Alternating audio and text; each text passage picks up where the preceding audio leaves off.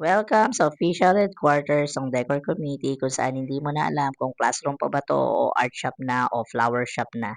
Makikita mo dito ang iba't ibang klase ng kalat, parang pinagtabasan ng styro sa bawat sulok ng kwarto. Sa sahig, sa mesa, sa chairs, kahit saan ka tumingin, puti at makulat na styro na parang snowstorm tayo sa gitna ng summer. At syempre, hindi mawawala ang mga glitters na kumakapit kahit sa buhok ko, sa damit ko, sa kamay ko, na nagtatago pa rin kahit uwian na. May mga bulaklak na inarrange muna tinambak sa isang side ng room bago ilagay sa final display.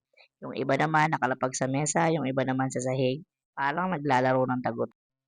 Sa bawat sulok may gunting, may pintura, may glitters, may pinagtabasan ng styro at mga papel na template na ginamit para sa styro cutouts na minsan nawawala tapos biglang lilitaw ulit kung kailan hindi mo na siya kailangan.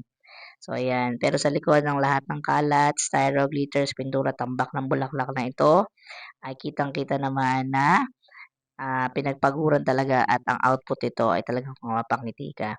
Yung tipong kahit pagod na, kahit nagkalat na, parang baha ng art materials, tuloy pa rin. Kasi alam namin na kapag nakita na ang final output, worth it ang lahat ng hirap at gulo. From pinagtabasang styro to glitters na kumakapit kahit saan, to bulaklak na inayos isa-isa, from papel na ginamit para sa template, to masterpiece na sana ay ma-appreciate ng lahat. So, ganito tayo magmahal sa ating trabaho, makalat, puno ng styro at glitters at pintura pero buong puso.